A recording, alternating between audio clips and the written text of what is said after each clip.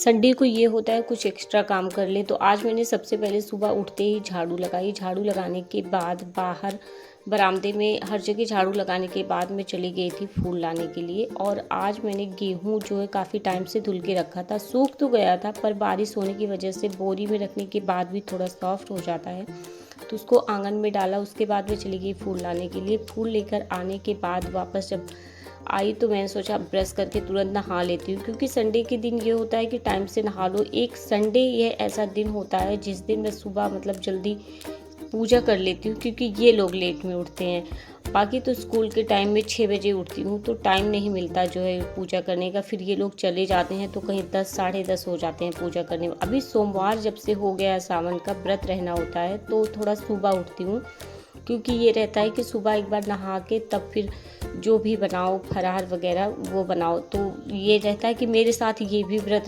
रखते हैं, क्योंकि हम 3 ही लोग हैं, तो ये होता है कि खाना किसके लिए बनाओ। तो ये भी व्रत आज करीब 2-3 सालों से शुरू कर दिया है।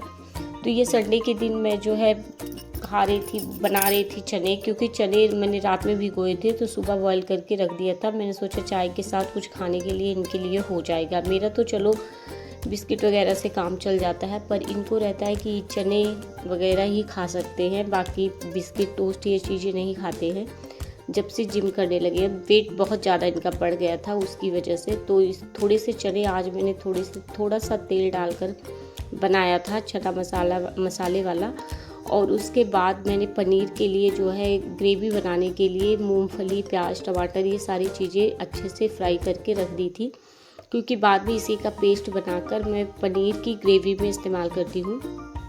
तो उसके बाद जो है एक तो बार बार धूप हो रही थी, बार बार बादल हो रहे थे, क्योंकि गेहूँ मैंने यही सोचा था कि बार बार हटा, इसी वजह से मैं छत पे नहीं लेके गई थी गेहूँ। तो इतनी देर में पनीर की ग्रेवी हो गई थी, ग्रेवी के लिए जो है हो गया था। उसके बाद मैंने रख दी थी चाय।